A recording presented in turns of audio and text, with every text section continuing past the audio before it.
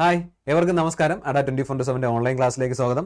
അപ്പോൾ നമ്മുടെ RRB group ഡിയുടെ നോട്ടിഫിക്കേഷൻ ആയിട്ട് എല്ലാവരും വെയിറ്റ് ചെയ്തിരിക്കുകയാണ്. അപ്പോൾ എന്തായാലും റെയിൽവേയുടെ ആനുവൽ കലണ്ടർ അനുസരിച്ച് നമ്മുടെ നോട്ടിഫിക്കേഷൻ വരുന്നതെന്നാണ് ഒക്ടോബർ മുതൽ ഡിസംബർ വരെയുള്ള ആ ഒരു ടൈം പീരീഡിൽ വരും. അപ്പോൾ ഒക്ടോബർ മാസം കഴിഞ്ഞു, നവംബർ മാസം ഏകദേശം തീരാറായി, ഇനി ഒരു 7-8 ദിവസം കൂടി നമ്മുടെ മുന്നിലുള്ളൂ അല്ലേ. അപ്പോഴത്തേനും എന്നായിരിക്കാൻ പറ്റുന്നത്, ഒന്നുകിൽ ഈ നവംബർ മാസം അവസാനം അല്ലെങ്കിൽ ഡിസംബർ ഫസ്റ്റ് വീക്കിൽ നമുക്ക് നോട്ടിഫിക്കേഷൻ എക്സ്പെക്ട് ചെയ്യാം. അപ്പോൾ നോട്ടിഫിക്കേഷൻ വന്നു, ഓക്കെ, നോട്ടിഫിക്കേഷൻ വരട്ടെ, നമ്മൾ എന്തായാലും അപ്ലൈ ചെയ്യും.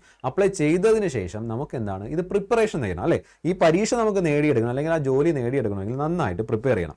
അപ്പോൾ അതിന് വേണ്ടിയിട്ട് ഞാനിപ്പോൾ ഡിഗ്രി കഴിഞ്ഞേ ഉള്ളൂ, അല്ലെങ്കിൽ എന്താ 10ാം ക്ലാസ് കഴിഞ്ഞേ ഉള്ളൂ, അല്ലെങ്കിൽ എന്താ എനിക്ക് ഐ ടി കഴിഞ്ഞേ ഉള്ളൂ, ഇപ്പോൾ ജസ്റ്റ് കഴിഞ്ഞിറങ്ങിയേ ഉള്ളൂ, ഞാൻ തുടക്കക്കാരനാണ്, ഞാനൊരു ഫീൽഡ് റെയിൽവേ എക്സാംസ് ഒന്നും മുമ്പ് എഴുതിയിട്ടില്ല, അപ്പോൾ റെയിൽവേ എങ്ങനെയാണ് ചോദിക്കുന്നത്, എന്താ വരിക എന്നൊന്നും എനിക്ക് അറിയത്തില്ല. അങ്ങനെയാണെങ്കിൽ ഞാൻ എന്താ ചെയ്യേണ്ടത്? പല സംശയങ്ങൾ നിങ്ങളുടെ എല്ലാവരുടെയും മനസ്സിലുണ്ടാവും. ഓൾറെഡി പരീക്ഷ എഴുതിയിട്ടുള്ള ആൾക്കാരാണെങ്കിലും, കാരണം എന്താ 5 വർഷം കഴിഞ്ഞിട്ടാണ് റെയിൽവേയുടെ എക്സാംസ് വരുന്നത്. ഇപ്പോൾ NTPC ആയാലും ഗ്രൂപ്പ് ഡി ആയാലും 5 വർഷം ശേഷമാണ് വരുന്നത് അല്ലേ. 2019 കൊറോണയുടെ ആ സമയത്തിന് മുമ്പൊക്കെ ആയിട്ടാണ് എക്സാം നടന്നിട്ടുള്ളത്. അതിനുശേഷം ഇപ്പോൾ വിളിക്കുന്നത് ഇപ്പോഴാണ്. അപ്പോൾ എന്തെങ്കിലും മാറ്റം വന്നിട്ടുണ്ടോ? അങ്ങനെ ഒത്തിരി കാര്യങ്ങളുണ്ട്. അപ്പോൾ ഞാൻ പറയുന്നത്, തുടക്കക്കാരായിക്കോട്ടെ, എക്സ്പീരിയൻസ്ഡ് ആയിട്ടുള്ള ആൾക്കാരായിക്കോട്ടെ, അത് മുമ്പ് റെയിൽവേയുടെ പരീക്ഷയുള്ള എഴുതിയ ആൾക്കാരായിക്കോട്ടെ, എന്തോ ആയിക്കോട്ടെ, പക്ഷേ ഇപ്പോൾ വരുന്ന ഗ്രൂപ്പ് ഡി എക്സാം എന്ത് വന്നാലും, ഗ്രൂപ്പ് ഡി എക്സാം നോട്ടിഫിക്കേഷൻ വന്ന് എന്ത് സംഭവിച്ചാലും നമ്മൾ ആ പരീക്ഷ നേടിയെടുക്കാനുള്ള ഒരു വിൽ പവർ നിങ്ങളുടെ മനസ്സിലുണ്ടെങ്കിൽ ഉറപ്പായിട്ട് നിങ്ങൾക്ക് അത് നേടിയെടുക്കാൻ പറ്റും കേട്ടോ. അതിനുവേണ്ടി നിങ്ങൾ ചെയ്യേണ്ട കാര്യങ്ങൾ എന്നത് ഞാൻ പറഞ്ഞുതരാം. ഓക്കെ, അപ്പോൾ നമ്മൾ നോക്കാം. നമുക്ക് ജസ്റ്റ് ഗ്രൂപ്പ് ഡിയുടെ ആ ഒരു ക്വാളിഫിക്കേഷൻ്റെ ബാക്കി കാര്യങ്ങളെല്ലാം നോക്കാം. RRBയുടെ ഗ്രൂപ്പ് ഡി, RRB അല്ലെങ്കിൽ RRC, റെയിൽവേ റിക്രൂട്ട്മെന്റ് ബോർഡ് അല്ല, അതിൻ്റെ അണ്ടറിലുള്ള റെയിൽവേ റിക്രൂട്ട്മെന്റ് സെൽസ് ആയിരിക്കും ചിലപ്പോൾ എന്ത് ചെയ്യുന്നത്, ഈ ഒരു എക്സാം നടത്തുന്നത്. കഴിഞ്ഞ പ്രാവശ്യം RRC ആയിരുന്നു. അപ്പോൾ RRBയുടെ ഗ്രൂപ്പ് ഡി പോസ്റ്റ്, അതായത് ഗ്രൂപ്പ് ഡി എന്ന് പറയുമ്പോഴത്തേക്കും ലെവൽ 1 പോസ്റ്റ് ആണ്. ലെവൽ 1, ലെവൽ 2 അങ്ങനെ ലെവൽ 8 അങ്ങനെയുള്ള പേ സ്കെയിലുണ്ട് റെയിൽവേയിൽ.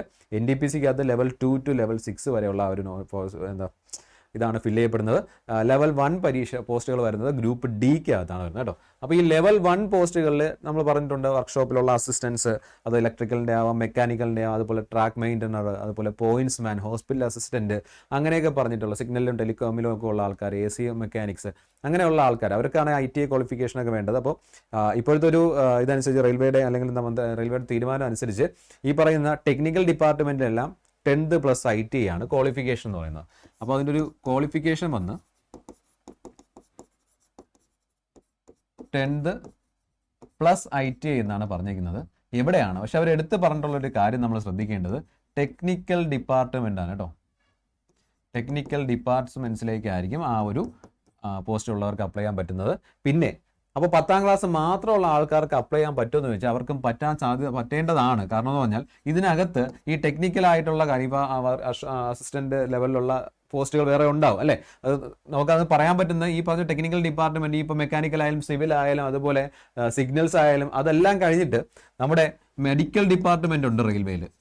മെഡിക്കൽ ഡിപ്പാർട്ട്മെന്റ് അണ്ടറിൽ ലെവൽ 1 പോസ്റ്റ് ഏത് വരുന്നുണ്ട്, ഹോസ്പിറ്റൽ അസിസ്റ്റന്റ് എന്ന് പറഞ്ഞുള്ള ഇത് വരുന്നുണ്ട്, ഹോസ്പിറ്റൽ അസിസ്റ്റന്റ് പോസ്റ്റ് വരുന്നുണ്ട്. അതുപോലെ മെഡിക്കൽ, പിന്നെ ഉള്ളതെന്ന് പറഞ്ഞാൽ അതിൻ്റെ സ്റ്റോർസ് എന്ന് പറയുന്ന ആ ഒരു സംഭവമുണ്ട്, അവിടെയും ഉണ്ട് അസിസ്റ്റന്റ്, സ്റ്റോർ അസിസ്റ്റന്റ് വരുന്നുണ്ട്, അല്ലെങ്കിൽ സ്റ്റോർ റിപ്പോർട്ട് അസിസ്റ്റന്റ് വരുന്നുണ്ട്. അപ്പോൾ ഇതിനൊന്നും ITA ക്വാളിഫിക്കേഷൻ വേണ്ട.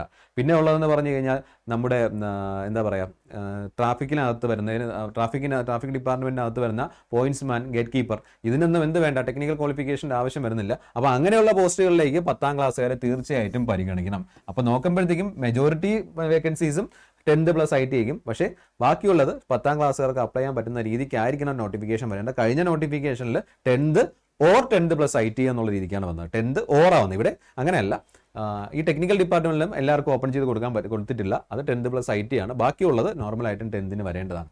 അപ്പോൾ ആർക്കൊക്കെ അപേക്ഷിക്കാം? ഈ ക്വാളിഫിക്കേഷൻ കണ്ടല്ലോ.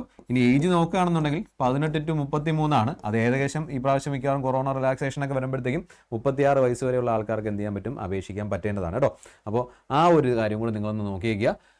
ക്വാളിഫിക്കേഷൻ കണ്ടു, അപ്പോൾ ഏജ് നമുക്ക് അപ്ലൈ ചെയ്യാൻ പറ്റുമോ നോക്കാം. ഇനി ഇതിൻ്റെ ഒരു എക്സാം പാറ്റേൺ അല്ലെങ്കിൽ സെലക്ഷൻ പ്രോസസ്സ് നമ്മൾ നോക്കുകയാണെന്നുണ്ടെങ്കിൽ, എന്തായാലും ഒരു CBT, ഒരു കമ്പ്യൂട്ടർ ബേസ്ഡ് എക്സാം ഉണ്ടാവും. അതിനുശേഷം ഒരു ഫിസിക്കൽ എഫിഷ്യൻസി ടെസ്റ്റ് അല്ലെങ്കിൽ ഫിസിക്കൽ സ്റ്റാൻഡേർഡ് ടെസ്റ്റ് ഉണ്ടാവും. അതിനുശേഷം എന്താ പറയുക, നമ്മുടെ ഒരു ഡോക്യുമെന്റ് വെരിഫിക്കേഷനും മെഡിക്കലും എല്ലാം കഴിഞ്ഞിട്ടായിരിക്കും നമുക്ക് എന്തിലേക്ക് പോകുന്നത്, ഡയറക്റ്റ് അപ്പോയിൻമെന്റിലേക്ക് പോകുന്നത്. അപ്പോൾ ഇത്രയാണ് നമ്മളൊരു ഗ്രൂപ്പ് ഡി പോസ്റ്റിനെ കുറിച്ച് പ്രധാനമായിട്ടും അറിയേണ്ടത്. ഇനി ഇതിലെന്താ നമ്മൾ പഠിക്കേണ്ടത്? ഈ ഒരു പോസ്റ്റ് നമ്മൾ സ്വന്തമാക്കാൻ വേണ്ടി നമുക്ക് എന്തൊക്കെയായിരിക്കും പഠിക്കേണ്ടി വരുന്നത്? അപ്പോൾ അതിൻ്റെ ഒരു എക്സാം പാറ്റേണിലേക്ക് നമ്മൾ പോവുകയാണെന്നുണ്ടെങ്കിൽ, ആ ഒരു എക്സാം പാറ്റേണിലേക്ക് നമ്മൾ പോകുകയാണെന്നുണ്ടെങ്കിൽ എക്സാം പാറ്റേൺ വെച്ച് നമ്മൾ നോക്കുമ്പോഴത്തേക്കും നമുക്ക് പഠിക്കേണ്ടത് മാത്സ് വേണം, റീസണിങ് വേണം, അതുപോലെ ജനറൽ സയൻസ് വേണം, general awareness and current affairs വേണം. ഇത് ഇത്രയും കൂടെ ചേർത്താണ് എന്ത് ചെയ്യുന്നത് 100 മാർക്കിന് നമ്മൾ പഠിക്കേണ്ടത്.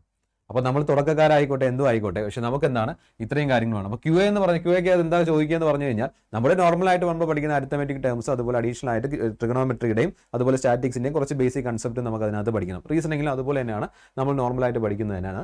പിന്നെ GK GS, physics, chemistry, biology, അതുപോലെ കമ്പ്യൂട്ടറിൻ്റെ ആപ്ലിക്കേഷൻസ് ഇതിനകത്ത് വരും. അതുപോലെ കറണ്ട് അഫയേഴ്സ് ലെവലിലുള്ള കാര്യങ്ങളും, അത് നാഷണൽ ലെവലിലായാലും ഇൻ്റർനാഷണൽ ലെവലിലായാലും ഇമ്പോർട്ടൻസ് ആയിട്ട് വരുന്ന കാര്യങ്ങൾ നമ്മൾ എന്ത് ചെയ്യണം ഇതിനകത്ത് വേണ്ടി വരും അല്ലേ. അപ്പോൾ ഈ 100 മാർക്കിന് നമ്മളൊരു ടാർഗറ്റ് ഫിക്സ് ചെയ്യേണ്ടത് ഒരു എന്താ പറയുക, ഒരു 75 എബോ 75+ മാർക്ക് നമ്മൾ നേടാനായിട്ടുള്ള ഔട്ട് ഓഫ് 100 ഒരു 75+ മാർക്ക് നേടാനായിട്ടുള്ള ടാർഗറ്റ് ഫിക്സ് ചെയ്ത് വേണം നമ്മൾ എന്ത് ചെയ്യാനായിട്ട് മുന്നോട്ട് പോകാനായിട്ട് കേട്ടോ. അതിൽ കൂടുതലും നമുക്ക് എന്ത് ചെയ്യേണ്ടി വരും, നമുക്ക് മാർക്ക് കൊണ്ടുതരാൻ പറ്റുന്ന ഒരു മേഖലയെന്ന് പറയുന്നത് നമ്മുടെ QAയും റീസണിങ്ങിലും ആയിരിക്കും നമുക്ക് കൂടുതൽ മാർക്ക് അവിടെ സ്കോർ ചെയ്യാൻ പറ്റുന്നത്. കാരണം GK GS എന്ന് പറയുമ്പോഴത്തേക്ക് ഒരു വൈഡ് ആയിട്ടുള്ള ഏരിയ ആണ്. അപ്പോൾ അത്രയും ഏരിയയിൽ നമുക്ക് എത്ര കിടന്ന് പഠിച്ചാലും നമുക്ക് ചിലപ്പം കിട്ടണമെന്ന് വരില്ല അല്ലേ. അപ്പോൾ നമുക്ക് മാക്സിമം മാർക്ക് ഇത് ചെയ്യാൻ പറ്റുന്ന ഫിക്സഡ് ആയിട്ടുള്ള ടോപ്പിക്കുകൾ സിലബസിലുള്ളതാണ് QAയിലും റീസണിങ്ങിലും. അപ്പോൾ അതിൽ മാക്സിമം മാർക്ക് നിങ്ങൾ സ്കോർ ചെയ്യാൻ നോക്കുക, അതിൽ വരുന്ന മാക്സിമം മാർക്ക് നിങ്ങൾ സ്കോർ ചെയ്യാൻ നോക്കുക.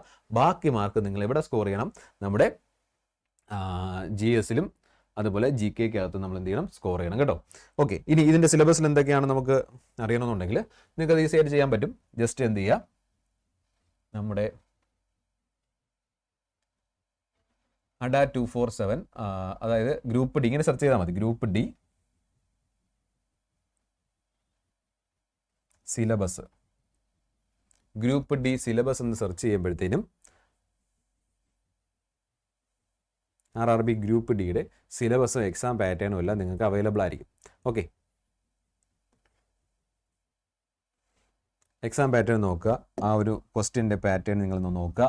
എന്താണ് റീസണിങ്ങിൻ്റെ 30 ക്വസ്റ്റ്യൻ നമുക്ക് 30 മാർക്കാണ് കേട്ടോ. അതുപോലെ റീസണിങ്ങിൽ 25 question 25 mark, general science 25 question 25 mark, മാത്സിൽ 25 ക്വസ്റ്റ്യൻ 25 മാർക്ക്. അപ്പോൾ 30, 25, 55 മാർക്ക് ഈ QAയും റീസണിങ്ങും കൂടെ ചേർത്ത് നമുക്ക് എത്രയായിരുന്നു 55 മാർക്ക് അവിടെ സ്കോർ ചെയ്യാൻ പറ്റും അല്ലേ. ബാക്കിയുള്ള ജനറൽ സയൻസ് 25 മാർക്ക്, GK എത്ര മാർക്ക് 20 മാർക്ക്, ജനറൽ സയൻസ് 25 മാർക്കും GK എത്രയാണ് 20 മാർക്കുമാണ് നമുക്ക് വരുന്നത്. അപ്പോൾ ബാക്കിയുള്ള ഒരു 45 മാർക്ക് GKയും അതുപോലെ നമ്മുടെ ജനറൽ അവയർനെസ് അല്ലെങ്കിൽ ജനറൽ സയൻസും ജനറൽ അവയർനെസ്സും കൂടെ ചേർത്ത് നമുക്ക് പറയാം അല്ലേ. ആ 55 മാർക്ക് നമുക്ക് സ്കോർ ചെയ്യാൻ പറ്റുന്നത് റീസണിങ് മാത്സ് കണ്ടോ. മെജോറിറ്റി 50% കൂടുതൽ മാർക്ക് എവിടെയാണുള്ളത്, നമ്മുടെ മാത്സിലും റീസണിങ്ങിലുമാണ്. അപ്പോൾ അത് നമുക്ക് പക്കയായിട്ട് സ്കോർ ചെയ്യാൻ പറ്റുമെന്നുണ്ടെങ്കിൽ ബാക്കിയുള്ളത് നമ്മൾ എന്ത് ചെയ്താൽ മതി, ഇവിടേക്ക് സ്കോർ ചെയ്താൽ മതിയാവും. ഓക്കെ, അപ്പോൾ ഇനി നമ്മൾ അത് വെച്ചിട്ട്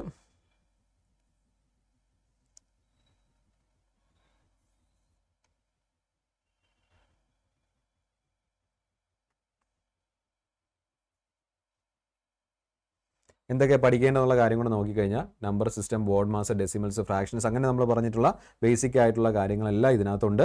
പിന്നെ നമ്മുടെ എന്താണ് അതിൻ്റെ മാർക്ക് ഡിസ്ട്രിബ്യൂഷൻ, ഇത് പ്രീവിയസ് ഇയറിൽ ചോദിച്ചിട്ടുള്ള മാർക്ക് ഡിസ്ട്രിബ്യൂഷൻ ഉൾപ്പെടെയാണ് വന്നിട്ടുള്ളൂ. ഫിസിക്സും കെമിസ്ട്രിയിലും സയൻസിലും വന്നിട്ടുള്ള ക്വസ്റ്റ്യൻസ് നമുക്ക് ഇവിടെ ഉണ്ട്. അപ്പോൾ ഇതെല്ലാം നിങ്ങൾക്ക് ഇതിനകത്ത് നിന്ന് എന്ത് ചെയ്യാൻ പറ്റും, അറിയാൻ പറ്റും. അപ്പോൾ തീർച്ചയായിട്ടും നമ്മൾ ഇതിനകത്തേക്ക് വരുമ്പോഴത്തേനും നമുക്കറിയാം QAയുടെ ഒരു 25 ക്വസ്റ്റ്യൻ, റീസണിങ്ങിൻ്റെ ഒരു 30 ക്വസ്റ്റ്യൻ, GK GS ഇത് രണ്ടും കൂടെ ചേർത്ത് എത്രയാണ് 45 മാർക്കിന് GK GS.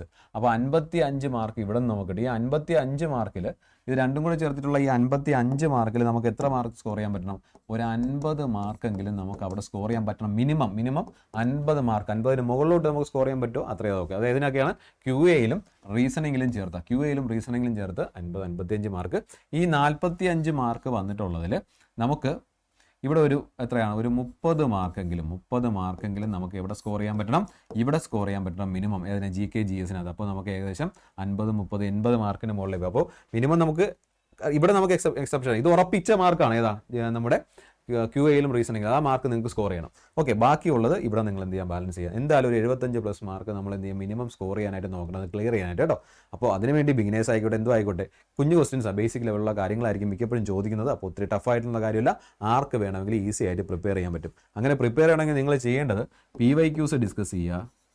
ഓക്കെ, അതുപോലെ സിലബസ് ഈ പറഞ്ഞിട്ടുള്ള കംപ്ലീറ്റ് കാര്യങ്ങൾ നിങ്ങൾ എന്ത് ചെയ്യണം നോക്കണം. പിന്നെ വേണ്ടത് മോക്ക് ടെസ്റ്റ് എഴുതി പരിശീലിക്കുക. അപ്പോൾ മോക്ക് ടെസ്റ്റ് എഴുതുമ്പോഴത്തേക്കുള്ള കാര്യം എന്ന് പറഞ്ഞാൽ നമുക്ക് നമ്മുടെ ടൈം മാനേജ്മെൻറ്റും ബാക്കി കാര്യം ഓൺലൈൻ എക്സാം അല്ലേ, അപ്പോൾ നമ്മുടെ ടൈം മാനേജ്മെൻറ്റ് എന്ന് പറഞ്ഞാൽ നമ്മൾ നന്നായിട്ട് ചെയ്യേണ്ട കാര്യമാണ്. ആ കാര്യങ്ങൾ നമുക്ക് ചെയ്യാൻ പറ്റും. ഇത്രയും കാര്യങ്ങൾ കൺസിസ്റ്റൻറ്റോടുകൂടി ഡെഡിക്കേറ്റഡ് ആയിട്ട് കൃത്യമായിട്ടും റെഗുലറായിട്ട് എല്ലാ ദിവസവും നമ്മൾ എന്ത് ചെയ്യുക എന്നുള്ളതാണ് കേട്ടോ. നമുക്ക് ഈ ഒരു ടാർഗറ്റിലേക്ക് നമുക്ക് വന്നിട്ട് അവിടേക്ക് നമുക്ക് പോസ്റ്റിംഗ് കൺഫേം ആവാൻ വേണ്ടിയിട്ട് നമ്മൾ ചെയ്യേണ്ട കാര്യം കേട്ടോ. പോസ്റ്റിംഗ് കൺഫേം ആണ്. നിങ്ങൾ ആ രീതിക്ക് പഠിച്ചു കഴിഞ്ഞാൽ തുടക്കമുള്ള ആൾക്കാരായിക്കോട്ടെ, തുടങ്ങുന്ന ആൾക്കാരായിക്കോട്ടെ, എക്സ്പീരിയൻസ് ആയിക്കോട്ടെ, ആര് വേണമെങ്കിൽ ആയിക്കോട്ടെ, ഈ രീതിക്ക് നിങ്ങൾ എന്ത് ചെയ്യുക, പ്രിപ്പറേഷൻ മുന്നോട്ട് കൊണ്ടുപോകുക. അപ്പോൾ അതിന് വേണ്ടിയിട്ട് നിങ്ങൾക്ക് ചെയ്യാൻ പറ്റുന്നത് കോഴ്സസ് അവൈലബിൾ ആണ് കേട്ടോ. കോഴ്സസ് അവൈലബിൾ ആണ്. നിങ്ങൾ ചെയ്യേണ്ടത് നമ്മുടെ അഡ 247 വെബ്സൈറ്റിലോ അല്ലെങ്കിൽ എന്ത് ചെയ്യുക, നമ്മുടെ ആപ്പിലോ വരിക. വെബ്സൈറ്റിലോ ആപ്പിലോ വന്നതിന് ശേഷം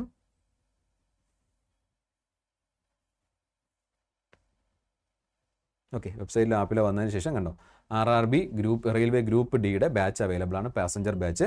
അപ്പോൾ അതിലേക്ക് നിങ്ങൾക്ക് ജോയിൻ ചെയ്യാം. ബൈ നൗ ഓപ്ഷൻ കൊടുത്തു കഴിഞ്ഞാൽ Y907 എന്നുള്ള കൂപ്പൺ കോഡ് എൻ്റർ ചെയ്താൽ മതി കേട്ടോ. കൂപ്പൺ കോഡ് ഇവിടെ എൻ്റർ ചെയ്യുക.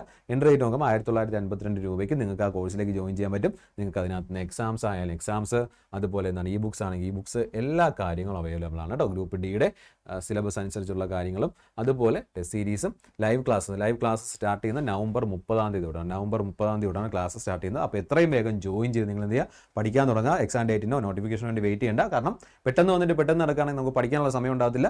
അപ്പോൾ നമ്മൾ കാലയെ കൂട്ടി എല്ലാം പ്രിപ്പയർ ആയിട്ടിരിക്കുക. എന്തായാലും വിളിക്കും, 1 വർഷത്തിനുള്ളിൽ നമുക്ക് നിയമനം ലഭിക്കും. അതിന് വേണ്ടിയുള്ള കാര്യങ്ങൾ ചെയ്യുക. പിന്നെ ഫിസിക്കൽ എഫിഷ്യൻസി ടെസ്റ്റ് 35 കിലോഗ്രാം തോളിലേറ്റ് റണ്ണിംഗ് ഒക്കെ ഉണ്ട്. അതുപോലെ 1000 മീറ്റർ റൺ ചെയ്യുക, എത്ര സമയത്തിനുള്ളിൽ റൺ ചെയ്യുക എന്നുള്ള ആ ഒരു ഫിസിക്കൽ എഫിഷ്യൻസി ടെസ്റ്റ് ഉണ്ട്. അതും കൂടെ അതിന് വേണ്ടിയിട്ടുള്ള പ്രിപ്പറേഷനും കൂടെ നിങ്ങൾ എന്ത് ചെയ്യുക, സ്റ്റാർട്ട് ചെയ്യുക കേട്ടോ. അപ്പോൾ Y907 എന്നുള്ള കൂപ്പൺ കോഡ് യൂസ് ചെയ്താൽ മാക്സിമം ഡിസ്കൗണ്ടോടെ നിങ്ങൾക്ക് കോഴ്സിൽ ജോയിൻ ചെയ്യാൻ പറ്റും. എല്ലാവരും ജോയിൻ ചെയ്യുക, നന്നായിട്ട് പഠിക്കുക കേട്ടോ. നമുക്ക് വീണ്ടും ഒരു സെഷനായിട്ട് കാണാം. Thank you all.